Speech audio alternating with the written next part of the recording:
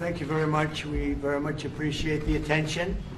Today's a big day in that we had a G7, and President Macron was a very special man in my book.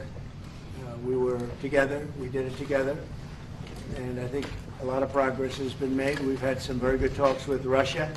We've had some very good talks with others, and we're trying to get the war ended with Russia and Ukraine, and I think we've come a long way in a short period of weeks. And the President's been very helpful also. And we're also talking about trade, various trade deals that we will be doing with France, and we'll be discussing a little bit further. Then we'll have a press conference later on. You can ask some questions.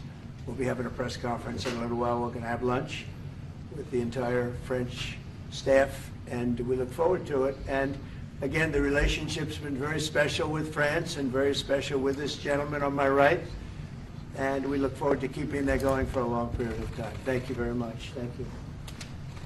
Thank you, Mr. President. Thank you. Thank you. No, thank you. I want to thank Mr. President for his hospitality. We had a good discussion this morning for the G7 here, Yeah.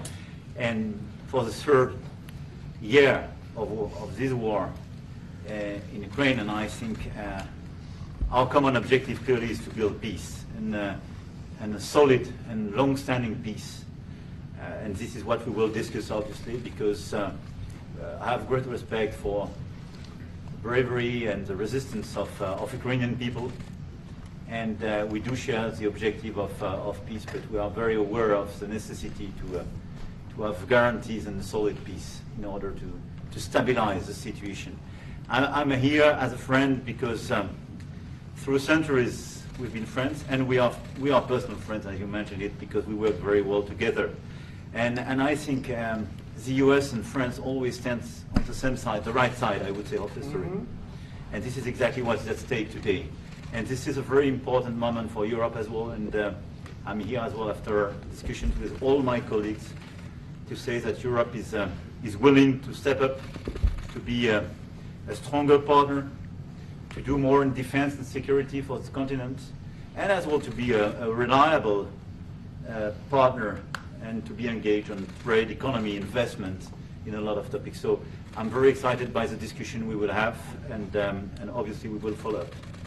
And I want to thank you again, Mr. President, for your presence for Notre-Dame de Paris. It meant a lot for French people, and I want to thank you for that. That's the cathedral, and they've done a fantastic job. The President's done a great job in bringing it back. That was a terrible thing, like, what, 5 years ago? Yeah. Watching that burn was a very horrible sight, and you've done a fantastic job in bringing it back, so I congratulate you. Thank you for being here. Thank you. Very much. Anybody want to ask a question or two? Is that a foolish question? Thank you, Mr. President. Ukrainians on the critical minerals deal. It looks like we're getting very close. The deal's being worked on, and we're, I think, getting very close to getting an agreement where we get our money back over a period of time. But it also gives us something where I think it's very beneficial to their economy, to them as a country. But, you know, we're in for $350 billion. How we got there, I don't know, but that's a lot of money, a lot of money invested, and we had nothing to show for it. And it was the Biden administration's fault.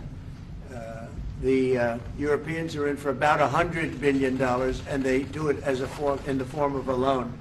And the Europeans have been great on this issue. They understood it wasn't fair, and we were able to work something out. But with the Ukrainians, I think I can say that we're very close. Scott's around here someplace, and I think we can say that we're very, hi Scott, I think we're very close. Do you have something to say about that, Scott? We are very close. Good. 1 yard line. All right, good. Mr. President, Mr. President. What? would a minerals deal include a security guarantee for Ukraine? Well, it'll be, Europe is going to make sure that nothing happens. I don't think it's going to be much of a problem. I think once we settle, there's going to be no more war in Ukraine, and you're not going to have it's not going to be a very big problem. That's going to be the least of it. Mr. President, we're hearing from some Greek media reporting that the U.S. has agreed to shut down a military base in Greece that's been a logistical hub for NATO. That who shut down? That the U.S. has agreed to shut it down at the request of Turkey and Russia. Is that at all true? Marco, do you have anything to say about that? Chris? Sure, that's a no. That's a no. Mr. President, Mr. Is it a President. no? You said? It's a no, sir. It's not a correct story. Thank you. Mr. President, how do you react to people in Europe who say that you are abandoning Ukraine and that you are going to sacrifice the security of Ukraine by making a deal with Vladimir Putin? You know, we're helping Ukraine like nobody's ever helped Ukraine before. And I can say this, if I didn't become president, Ukraine would right now still be at a level where there would be no even thinking about a peace.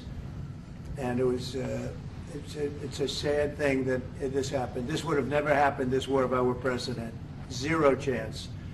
And it has happened. So my function is to get you out of the war, get them out of the war, let them live. It's a bloody war, it's a horrible war. Thousands of people are being killed a week. And I would say Russia, maybe 700,000 people. I think Ukraine probably a similar number. And that's not talking about the towns and the cities that have been blown up. That's talking about soldiers. This has been a horrible, bloody mess. And we're going to get it solved. We got to get it solved. And you know, we're not talking about America's soldiers, soldiers from this country. We're talking about Russia and Ukraine. But on a humanitarian basis, we have to get this very, very bloody, savage problem solved. And I will say this also, it could lead to World War III if it's not solved. You know, there'll be a point at which it's not going to stop at those two countries. Already there's such involvement from other countries. And it could really lead to a very big war, World War III, and we're not going to let that happen either. Would you support the idea to send European troops in Ukraine to back the ceasefire? European troops may go into Ukraine as peacemakers. So when the agreement is done, they can watch that everything's followed properly. I don't think that's going to be a problem. And a lot of the European countries, I think, I don't want to speak for France, but I know that the presidents talked about doing that also. I think that'll be a very good day when we can go in as peacekeepers as opposed to what's going on right now with everybody being killed. Will they have U.S. backing, those troops going into Ukraine? Will they have U.S. backing from U.S. troops? Well, we're going to have a backing of some kind, and obviously the European countries are going to be involved, and I don't think you're going to need much backing. I think that's not going to be a problem. Once an agreement is signed, Russia's going to get back to its business, and Ukraine and Europe are going to get back to their business. I don't think it's going to be a problem. Mr. President, you talk about will you Doge? meet with President Zelensky soon? What? Will you meet with President Zelensky soon? I will be meeting with President Zelensky. In fact, he may come in this week or next week to sign the agreement, and which would be nice. I'd love to meet him. Would meet at the Oval Office. So the agreement's being worked on now. They're very close to a final deal. It'll be a deal with rare earths and various other things, and he would like to come, as I understand it, here to sign it, and that would be great with me. I think they then have to get it approved by their council or whoever might approve it, but I'm sure that will happen. Monsieur le Président Macron, est-ce que vous pouvez commenter ce qui a été dit par le Meeting with Président? President Putin also, yes. I don't know when we speak.